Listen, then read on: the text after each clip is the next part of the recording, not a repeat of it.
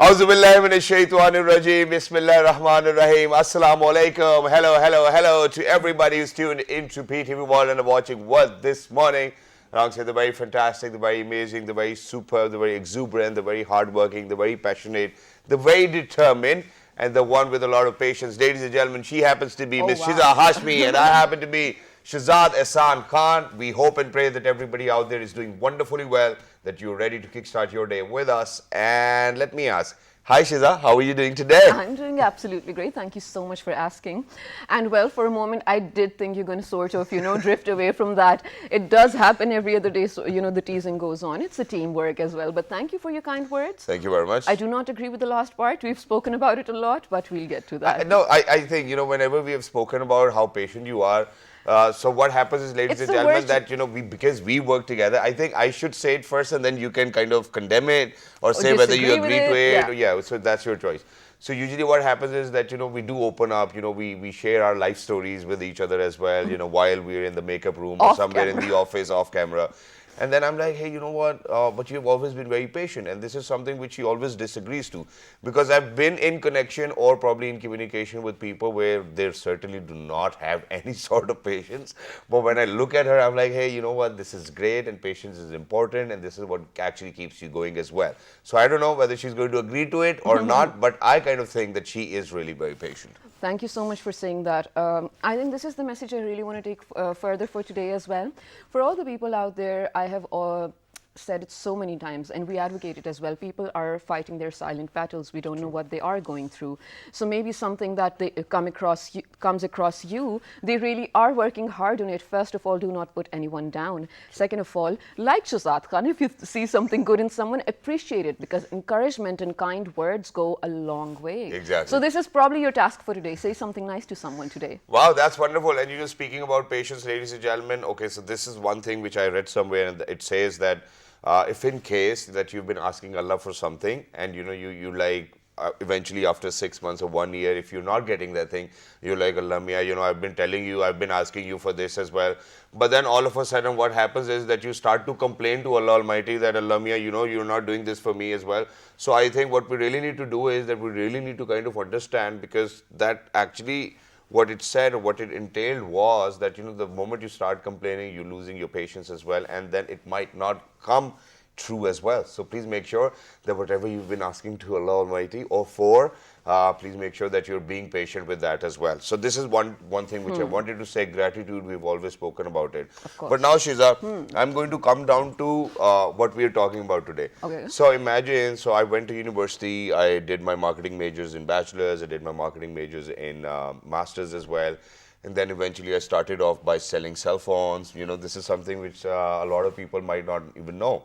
So I used to buy Chinese cell phones and, kind of sell them at like 2,500, 3,000, 5,000 rupees profit. And that is something which started when I was getting done with my college. Okay. All right. So, just to earn a little bit of pocket money, started my radio journey.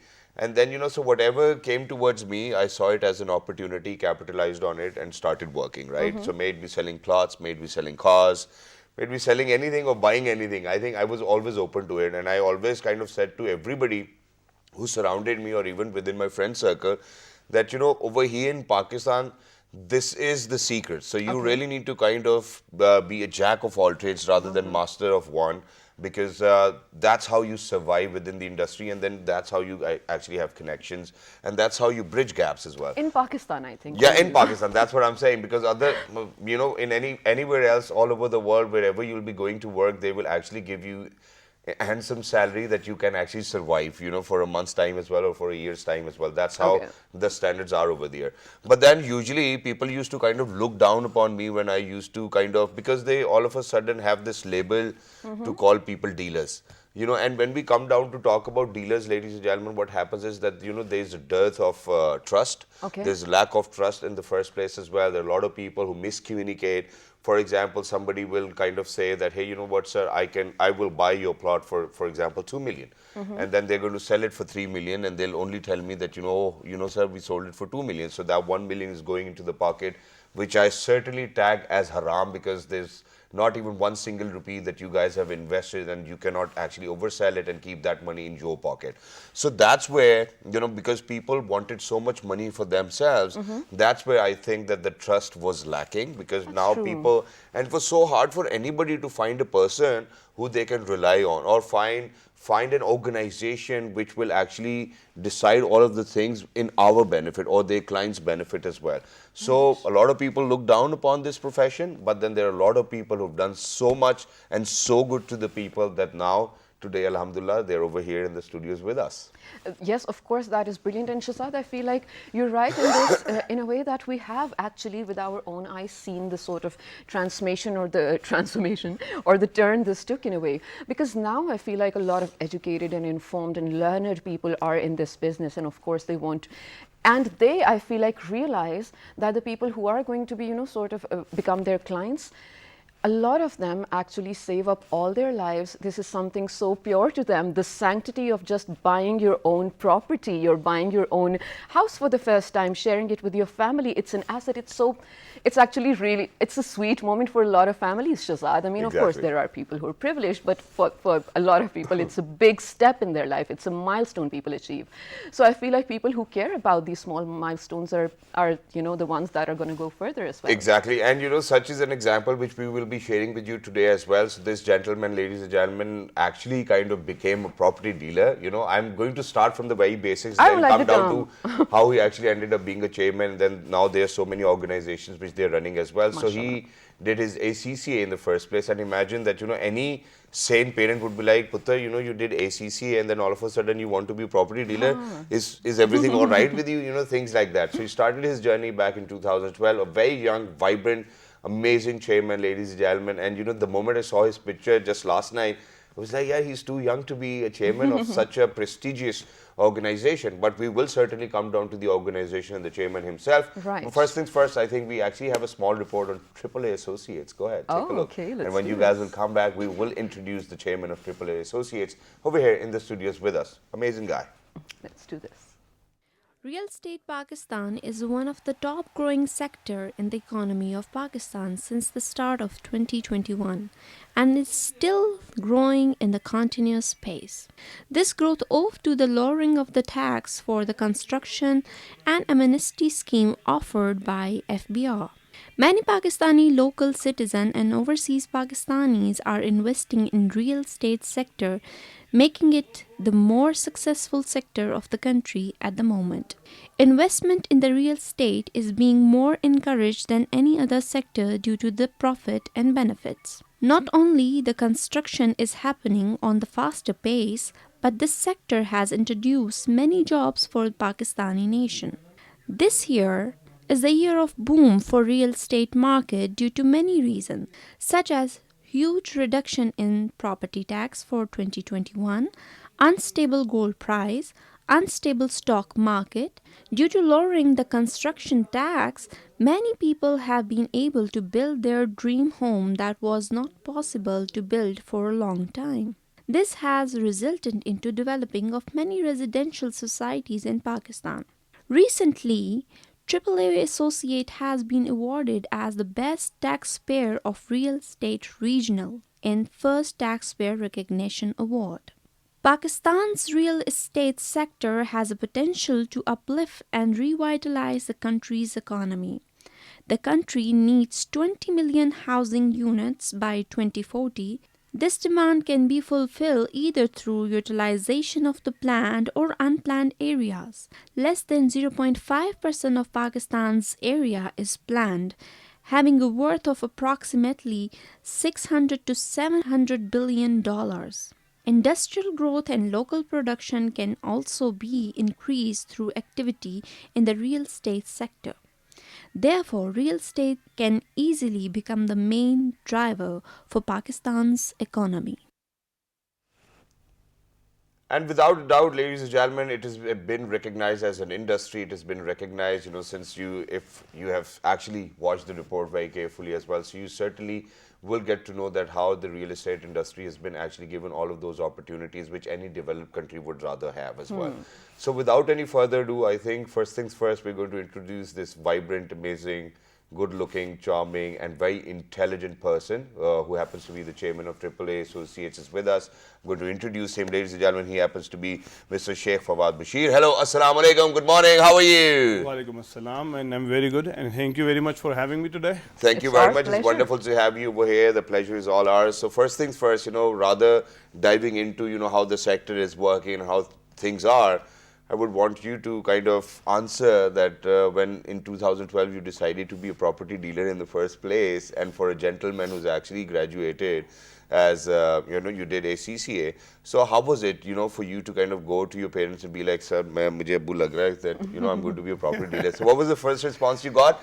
And then how's been your journey so far? Unfortunately, everyone who wants to be in this field get a very bad response. And not from the parents only, but from the colleagues as well. And everyone around just start asking, what are you going to be, a dealer? Not just a real estate person, but a dealer. Yeah. And that was the worst thing I got. But when I stepped into it, it was all different. There's a huge opportunity, a gap that all the businessmen can cover up. All right. So when you jump into it, it's amazing. You have opportunity to earn, you have opportunity to link business, and you can do wonders in this field. Wow. And especially in Pakistan. In Pakistan, there is a huge gap between the mindset of a person investing. They don't trust you. If you can create that trust, and if you're educated, people will start believing in you and they will invest in you. It's just that someone coming from an educated background is better than those who are sitting already. Did you I have believe trouble that. Did you have trouble with developing the trust at first, though? No, I don't think so. People do trust people who can give you some sense, some logic behind every investment. Unfortunately, those who are been in this field, they're very good people, but with some experience and with some history, they don't trust, investors don't trust these people easily. Okay. So I just recommend everyone to have some education, and specifically some financial education before coming into this field. Yeah. Yeah, and don't you think Shazadi is absolutely right? Because for a client, I think you do your research first, and then sort of gather all the questions you have, and then sort of throw them to the person who's dealing with you, right? True.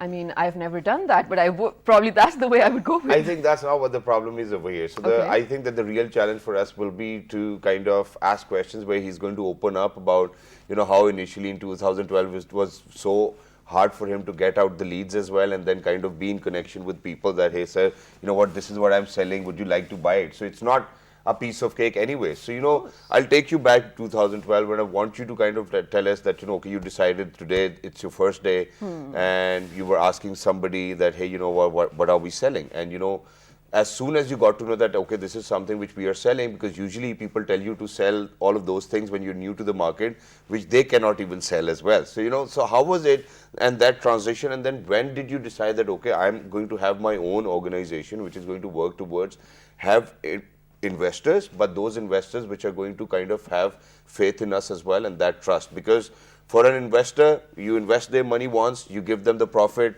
they're all yours again, right? So, and that journey needs to continue. But then in all of these years, obviously there might have been profits and there might have been losses. And then, God forbid, there are people, investors who just pull out just because of the fact that there were a lot of losses. So how did you cover all of that? And then for all of those investors you've had since 2012 to 2021, are they still with you? Yes, they are still with us. And just for make sure that their investment is secure, I just started a company. That was the basic reason. Okay. When I'm telling someone to buy a property or a plot, it's not my plot. It's a society plot. It can go higher and can go down as well. Especially these days when there are files in the market which is not physically there, which is not tangible, and you just buy something which will go down, and you cannot. I personally cannot control that. So what I did, I started building some new projects. All right. And I made sure that they had some logic behind it. Like if I'm doing a project with some good brands coming in, and so that the investor did was secure, because the brands are paying the rentals. True. And their property value will not go down even if the market goes down. True. So to secure my investors, I started AAA Associate back in, I think, 2016. But the best part, as a real estate person, these days there are some very good societies in the market. When I jumped into Bahria Town, specifically I'm naming it, because it's a huge organization that is there in providing security, all sort of good services which are not expected to be in Pakistan. True. being the Asia's largest society here. So that was very easy to tell clients to buy this, and there are so many things that we can market with it. That was the good part back in 2012. If I think that there was no barrier town and there was not such good society, that would have been so difficult for telling people to invest in real estate. True. But now with good societies coming in and we bringing up some good opportunities for the investors, now there is some logical security behind it, Yeah. Right, right. which was not there in the start.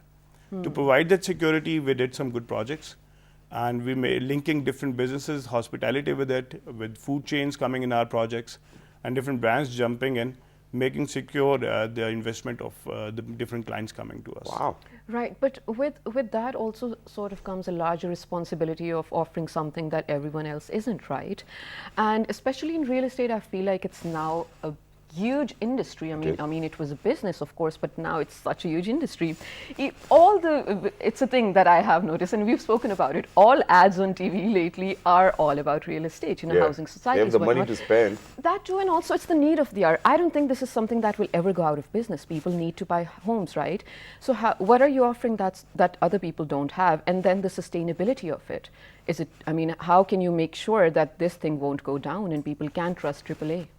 Basically, what we are offering is a complete service plan. What happens if you go to Canada, if you go to England, if you go to Dubai, normally in every country, they provide you services. They just don't sell you something and they forget your name. Okay. They make sure that even after 10 years, if a client is coming in, if he's saying that there is an issue in the property I just bought from you, we are there to solve that issue.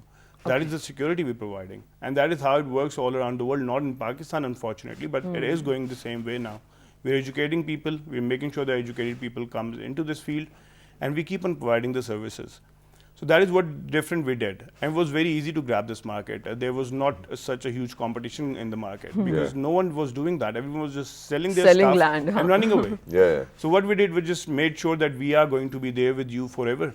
We're not here just for 1 year, 2 years. We're not going to say after 3 years of completing the project, it's your shop and we're going away. We're providing you with the good businesses in the project. Yeah. We're giving you a complete plan. That's what we did differently. And as far as the industry is concerned and real estate in Pakistan, it's going to be huge. It's already 300 to 400 billion contribution. The 9% GDP, as the statistic shows, is due to the construction and the different fields related to real estate. Exactly. Right. It's coming to Pakistan.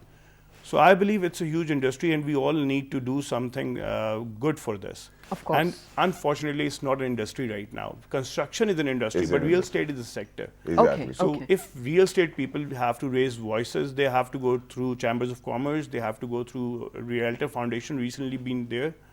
So there are some ways we can raise our voice if there is some issue coming up, but we all need to take it a little seriously. That's true. That's true. I think. Exactly. And in addition to that, I think it makes sense where you said that, to secure the investors' money, you actually had another plan backing that very particular plan where the investors were actually kind of investing in as well. And you said something which actually caught me, and that was that you said that, okay, we initiated to pay them the rental values. And this is the kind of offers we're seeing in the market, and which actually just came in now. I've never heard of it. So imagine that there was this gentleman who came up to me and he was like, sir, if you buy an apartment now, you will actually start to receive the rental value of that apartment from that very month as well until the time it's going to be complete, or whenever you're going to get the possession. Okay. That's what it was. And I was like, hey, you know what? It sounds like a scam. Why would you take my money and then all of a sudden start to give me a monthly income? Why When would it's you not want to even do ready. that? Because it's not even there. Right. And then, so I certainly couldn't get my head around. So there might be a lot of people today listening to you. So how is that working? What kind of a plan is that? Because you yourself have done ACCA, so I think you can give us a better understanding. So for a thing which I'm investing for, which will be built in next 4 years or 5 years, how can you give me the rental value from that very month where I've invested in, Before and it is for the delivered. next 4 years and 5 years is going to be there as well? So you are actually returning all the money I have invested. Why would you do that? Basically what happens, I believe that is actually kind of a scam. Yeah. I don't agree to that. Thank you for What we saying do, that. we offer a discount value. If you pay us the straight up cash, we offer you some discount value. If you want to take the discount straight up, you can take this discount straight up. And what they give you responsibility that after 3 years, 4 years, the rental value is our responsibility, our company's responsibility. Okay. That is not what they're giving you, but that is what AAA will give you. All right. That is what we are going to offer you, that even after 4 years, the rental value will continue. These kind of projects, they don't continue the rental value after 4 years. They're just giving you rental value right now. After 4 years, they'll say, okay, there's the key, there's your apartment, here you go. Yeah. And then you blind. You like, I just gave him like some amount and he gave me some of it back from that, the same amount. And now I have to do this apartment. What's the price? The price is not even there what I bought it for. Yeah. So what we are offering is different. We give you an option to get the discount straight up. There's no way a person can give a rental value on a property which is not ready. So it is a scam. Thank you very much for saying First of all, it's a scam. Second of all, the investors should be logical. Unfortunately, should working in this market, if I'm meeting someone, if I'm telling, they just come to me and tell me we want monthly because we're getting monthly from everywhere. So what we do, we break down the discount value and we tell, okay, fine, you can keep Yeah, that yeah. monthly rental and you can just be happy. Unfortunately, the logic of an investor in Pakistan is not a 5-year investment plan. If you go all around the world, the mentality of an investor should be that they're investing for 5 years, Yeah. 6 years, 10 years plan. years, yeah. That is a proper logical investment. The mentality here is like, okay, fine, I'm going to invest for 2 years. I'm going to give him $1 billion or like 10 million, and I'm going to get $1 million in a year back, and then I'm going to run away. Okay, fine, I'm earning so much. That is the mentality that needs to be changed. Every investment should have some logic behind it. If I'm offering someone some rental, is because at the end of the day, my project is going to be there and it's going to be a huge area. A huge big brand is going to come and we're going to earn and we're going to share with the investors. That is my mentality. But if the client is coming to me and saying me that I want the rental straight up because in the market there is a chunk of rentals they're paying me without the buildings being there.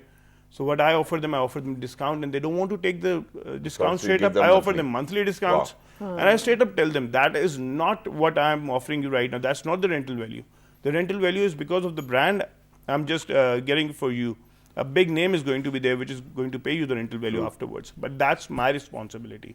That's not your responsibility to grab a brand. If I'm taking your investment, it's my responsibility give it. to make sure the project runs good. That is what they need to do. Exactly, and that's wonderful. Thank you very much for saying that as well. And finally, I think all of that haziness It makes about sense. how people are paying rents is clear. I have a focused mind once again as well, and thank you very much for sharing the truth with the audiences out there in 46 different countries as well. But now, sir, coming down to how AAA Associates has been corporate very socially responsible as well. So your corporate social responsibility is on point. You have this Green Drive project as well. You've just been awarded by the president. If you want to certainly speak about that as well, because you kind of happen to be one of the top taxpayers within the country, with that too in the real estate sector as well. So how much was it, because I think the news is out there. Yeah, we And need we do have the exact. pictures as well. So if you can Exact actually figure. play the picture of President Arif Alvi awarding the gentleman. Yes, please, it's over here. So- Congratulations on this, and I think we need to mention this. We understand you're really humble about So it, you but were we there need as to well, mention it because, first of all, recognizing people who are responsible in a way that, of course, they're benefiting the country, and then again, this sector, how it's adding to the economy. Then also, it's going to set a lot of inspirational example for the people in any sort of business to actually be a part of the tax net, right? Yeah. So I think it was a brilliant initiative, and congratulations to AAA. Yeah. So Do the you wanna question let us still know stays about the these same as pictures? well. I think that the comparison was amongst the Mancha group. This is No, what no, you no. said. They were also a winner of another category. I'm saying that, okay. I mean, the best were awarded. And now, okay, so the corporate social responsibility as well. Your organization is actually only 5 years old, and all of a sudden you're out there. It's not just the Green Drive only. You're helping the sportsmen of the country as well, and there's certain other plans which you have as well. So please share. Basically, first of all, for the taxpayer, it was a very good achievement. And for the first time, anyone from the real estate Right. sector got this award. And for me, that was a bigger achievement. Was it That- in billions or millions? No, Okay, it's let's not figure about that the out. billion or billion. It's about recognizing the real estate Definitely. side. I was so proud that we are coming into that point where the bankers and every agriculture and a sector being recognized as a taxpayer. So that was a good achievement for me and for everyone in the real estate. Second, I think it's a social responsibility of everyone who is earning good in Pakistan. If we are going to create a good Pakistan, we need to step up. We need to stop blaming the government. We need to stop blaming everyone else. Even for my 10 rupees, if I'm going horizontally developing everything, and making sure that I just develop a society in agricultural land as well. Yeah. And I'm the one who is Responsible. against the global warm in part of the global warming. Then, if I'm doing all this thing, then I'm wrong. And if I'm good, then I'm going to be a part of this whole social side. I'm going to do the plantation. I'm going to support all the sportsmen of my country, because I believe every first world country, their heroes are their sportsmen. Of course, of course. We need to find good heroes. We need to find heroes which are living in front of us. We need to find heroes which are going to be there. So we need to support them. That's our side. We need to help everyone around who is making our country proud. Absolutely. And our vision is also shows that we are developing vertically. Every huge country, every big city in the world develops vertically. Like in Islamabad, just imagine all the societies are coming in here and all the greenery gone. Will you like Islamabad? I don't No, think I so. don't think so. Of course So not. if the buildings are there and we're not consuming a lot of areas and we're making sure that a lot of people are going to live in that area by just building ahead of like huge towers, that is something that our vision is. Exactly. Right. So we should develop vertically, and we should make sure that everyone knows what their way of working is going to be. Of course. So that's my social responsibility. In the first 5 years, we know that, and everyone should do that. Exactly, wonderful. And you know, one last thing before we are actually going to wrap up this segment, where we're going to hold you over here as well. We really need to be in conversation with the Dr. Saab over Skype or Zoom, particularly. But now, what I wanted to ask was, because you know, your entry today was very simple. Usually, when we have people from the real estate sector, they would have 3-4 Land Cruisers lined up, you know, guards at the back, Rolex on the wrist, you know, things like that. And I've had a lot of my friends as well, because naya paisa jab aata hai, you know, this is what people do. I mean, and then, you there's know, nothing wrong with it though. I mean, that's not what I'm saying, that there's anything wrong with it. But what I'm saying is that, you know, there's obviously a difference in between a person who's Mindset, of course. educated and a person who wasn't educated at all, and he wanted to have all the things which in life they could actually have. And there's nothing wrong with it. So how did you kind of make sure that, you know, that your feet are going to stay on the ground even after being one of the highest taxpayers of the country? I believe Shazad that likes comes that from point. the moral or ethical education you have, That's true. and everyone should have that. Yeah. I always tell everyone who's in my company as well that moral and ethical education is more important than any other sort of education. So that comes from inside. That is not something that you can just have it, or you. I don't know what to say about it, but still, I believe one needs to stay normal to have a normal life. Yeah. Right. If I'm going to go with 5 different cars around me and the security, then I'm not doing something good for anyone. And people are going to look at me and say, okay, fine, huge cars, man. They're going to buy that as well, and they're going to say a lot of things. Yeah. Rather, being simple person is a better way to live, I believe. I Exactly, and 100% I agree. think that, you know, you actually become the star of the eye as well. You know, that's what people like these days as well, and I think that is great. You're setting a great example. I mean, I was surprised in the first place to actually see that a chairman could be so young, who's actually doing so much for the country as well, and then corporate social responsibility, promoting the sportsmen of the country as well, which is great. Right. But we're going to stop you over here, and we're going to move down to where, ladies and gentlemen, we're very lucky that we've actually been joined by somebody, because today we were going to talk about cancers, we are Okay. going to talk about the Omicron virus as well, but we're very lucky that, ladies and gentlemen, we've been joined by Dr. Muhammad Khan, who happens to be a consultant clinical oncologist. Hello, Dr. Khan. Assalamu alaikum. Good morning. How are you? Welcome. Assalamu alaikum. I'm fine. Assalamu alaikum Shazad. Assalamu alaikum Shazad. How are you guys doing? Absolutely perfect. We're doing wonderfully well. Doctor Saab, how come you're still in your scrubs? Well, in my line of work, you do odd hours, and the good thing about this is that I can do an interview with you during my breaks. Well, that's wonderful. So, Doctor Saab, first things first, okay, you know, before we actually kind of ask you anything about cancer and, you know, what kind of treatments are available which are useless, I think what we really need to ask you about is that a lot of people are scared about the Omicron variant of the coronavirus. Right. And we saw a video of yours where, you know, it was very promising, it was very reassuring, where you said that all of those people who have been diagnosed within the South African region as well, that, you know, they're not showing any symptoms, and none of them have actually lost their lives as well. The sole reason to ask this question is that over here in Pakistan, we have had one case of Omicron virus. How protective do you think that we really need to be? And do you think that the Omicron virus, the way we hear it on international media, is going to be the same way? Yes, that's a very good and valid question. I've been dealing with a COVID patient for the last 2 years since the pandemic started. And the Omicron virus, first discovered in Botswana and then South Africa, it is much milder version of the COVID virus. There's been a huge amount of mutation. Usually, when you have mutations in viruses, they change from a less toxic type to a more toxic type. But here, the pendulum is swung in the opposite direction. And reports coming from South Africa and the World Health Organization both are saying there's a milder version. People are getting ill less, they are getting hospitalized less, they're going to the intensive care unit less, and the mortality is very low. I mean, in UK, yesterday we had the first mortality. It's already spread to more than 38 countries. It looks like it has transformed into something like a common cold and a common flu, and it is spreading very fast, but not causing a lot of damage and not taking away a lot of lives. All right. Okay. Well, that's of course a good news. If that is so, definitely we don't want that to happen anymore. And we really hope and pray that the potency of this virus goes down actually with time as well. I mean, it's about time. It's been more than 2 years.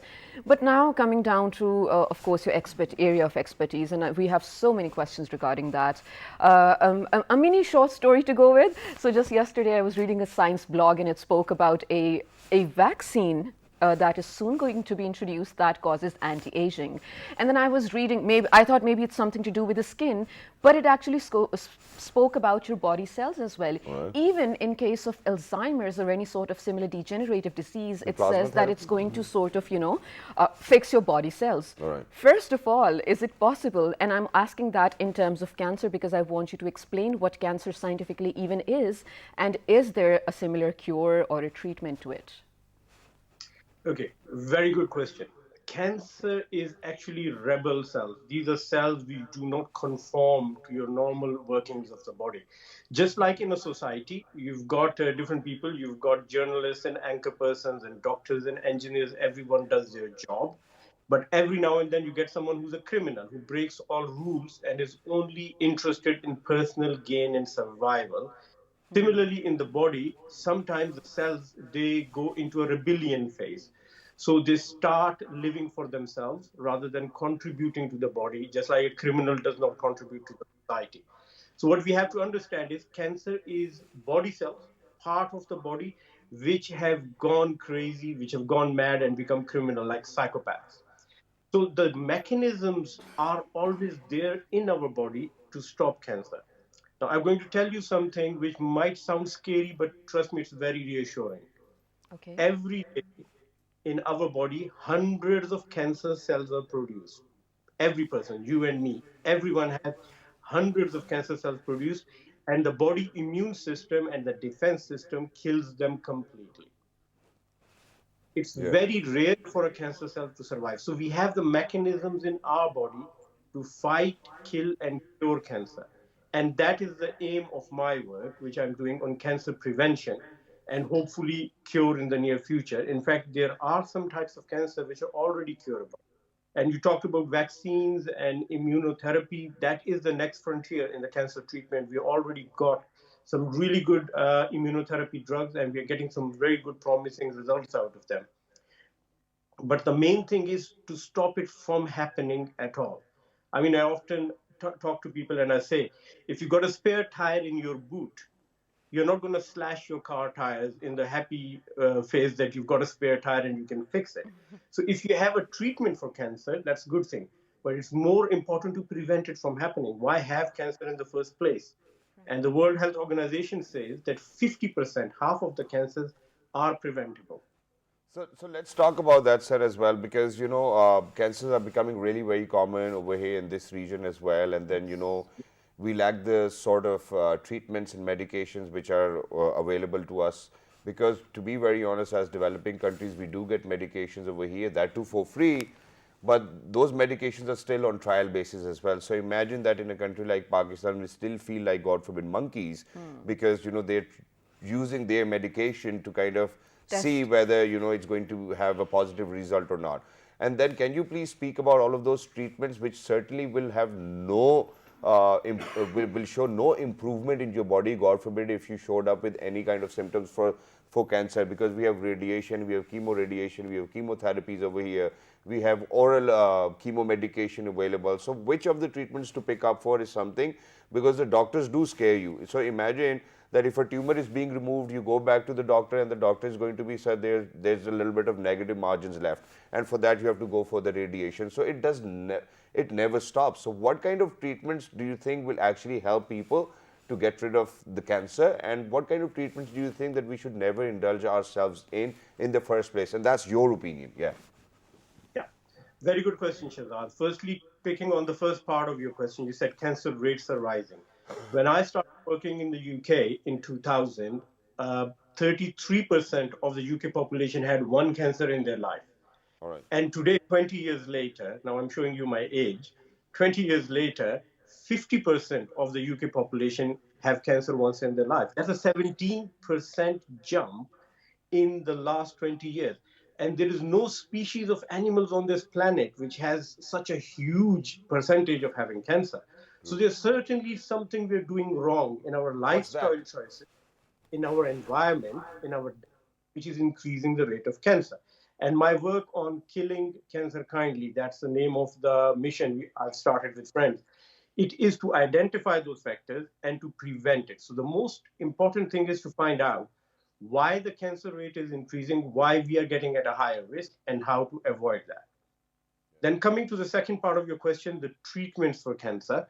Every cancer is different. Now, for example, testicular cancer, the cure rate is 97%. That's amazing. I mean, diabetes cure rate is 0%. Hypertension cure rate is 0%.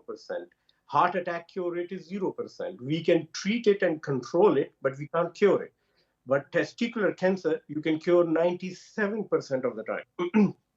Even when it is spread to other parts of the body, lungs, even to the brain, the cure rates can be up to 70%. So the treatment varies from one cancer to another, and that's where the confusion comes in. When people say so and so was told to have chemotherapy, but this person has been told to have radiotherapy, and another one has been told to have chemo and radio, that's because they've got different types of cancers with different stages. Some are early stage, some are advanced, and the treatment varies from one stage to another. Now, the promising thing about cancer in Pakistan is that we have done some amazing work. And the biggest thing we have done is that in the whole world, and I want to say it as often as I can, in the whole wide world, there are only two free cancer hospitals in the private sector which give comprehensive cancer treatment. Yeah. One is Shaukat Khanum, Lahore, and the second is Shaukat Khanum, Peshawar. True. And the third Pakistanis one have will done be in amazing Karachi. things. Right.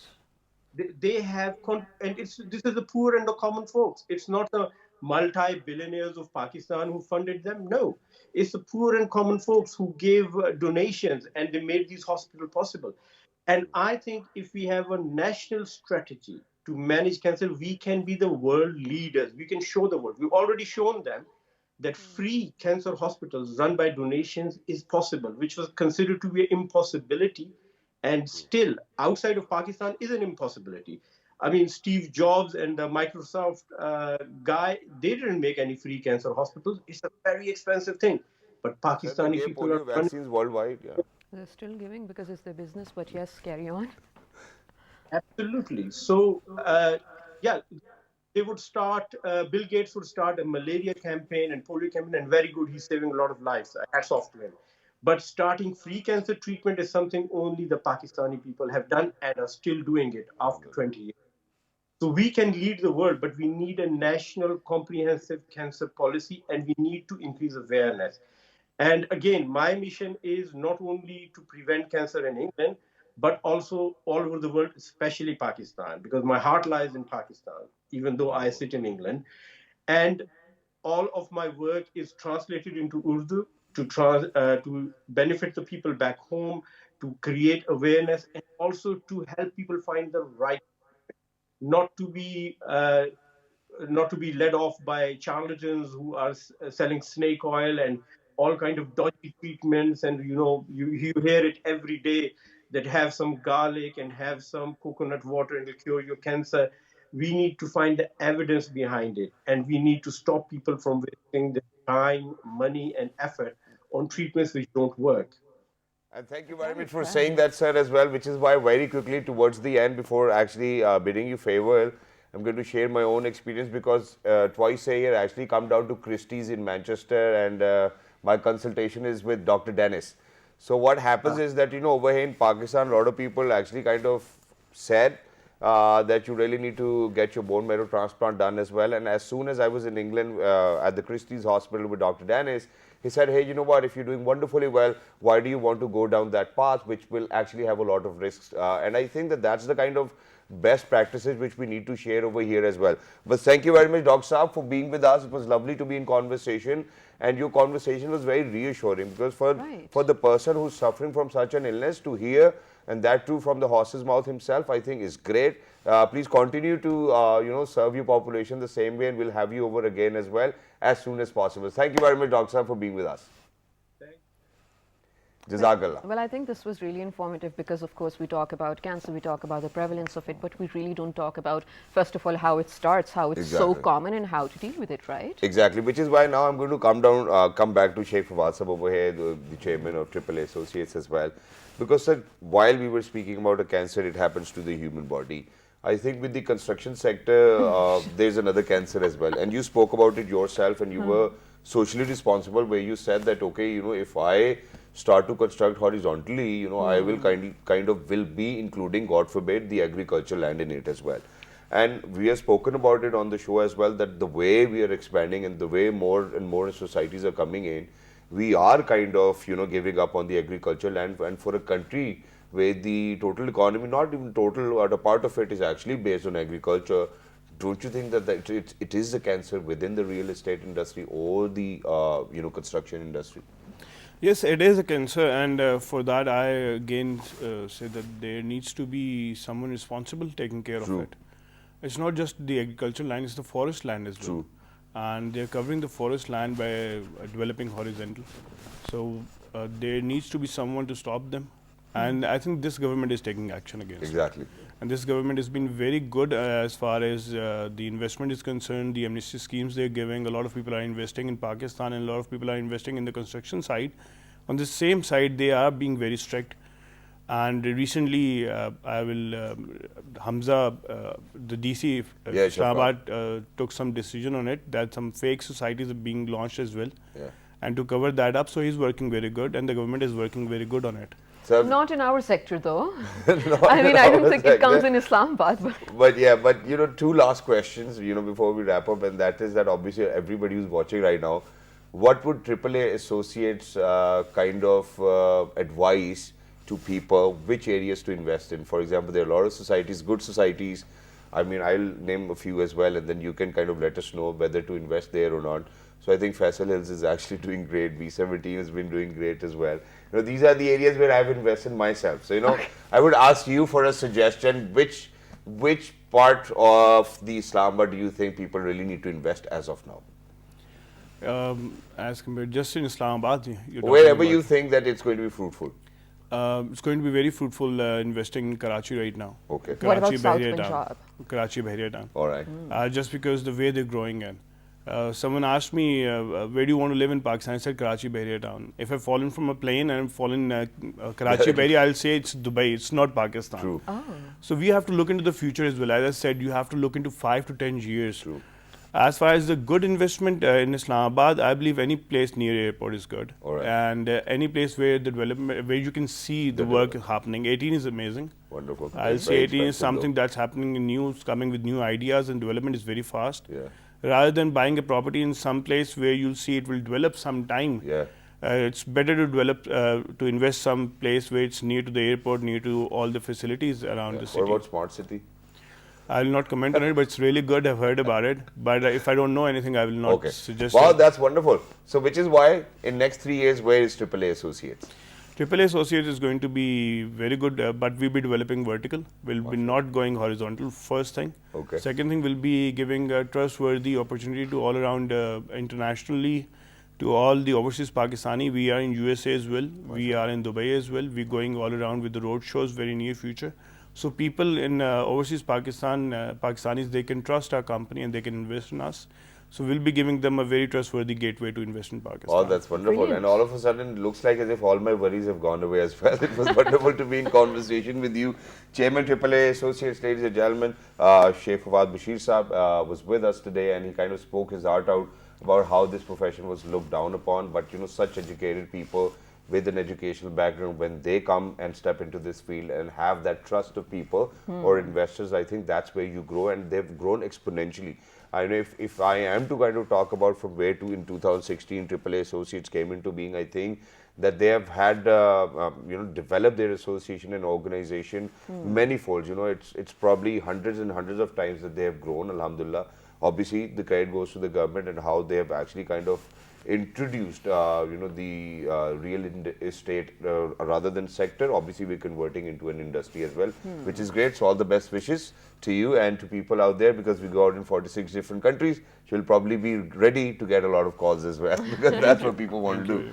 Wonderful to have you. So very quickly, ladies and gentlemen, everybody's got babies, kids, wives, and, you know, parents at their places as well. So whoever is celebrating their birthday, happy birthday to you. But we really have a special birthday wish for our nephew, because he actually is the son of one of my very dearest colleague and a friend as well. So ladies and gentlemen, it happens to be Muhammad Shahir Malik's happy birthday, first ever birthday today. So sweet. Happy birthday Happy to birthday, you. Shahir. May you have many more. Happy birthday, Shahir. Make sure that when you grow up, you're not just like your father, all right? Make sure that you try to be like your Tayabu, who's more cooler. Really? So Shahir, a very happy Hajj day to you. And if Shahrukh's out there as well, so Shahrukh, okay, obviously, you know, it's your younger brother's birthday. Make sure that you celebrate with him. Wonderful. Right, ladies and gentlemen, we really hope and pray, like every other show, this was sort of, you know, bringing something informative to you and leaving you with a thought that will definitely improve the quality of your life. Till the next time, take care. Make sure to write to us your suggestions, feedback, questions, all on our social media pages with the name of. Well, this morning, And the repeat of this show you will be able to catch at 5 past midnight. I mean, if I would have been a part of the audience and I wouldn't have been doing this show, I would want this show to be on repeat regularly as well. So 1, 2, 3. Good morning. Look after yourselves. Take care.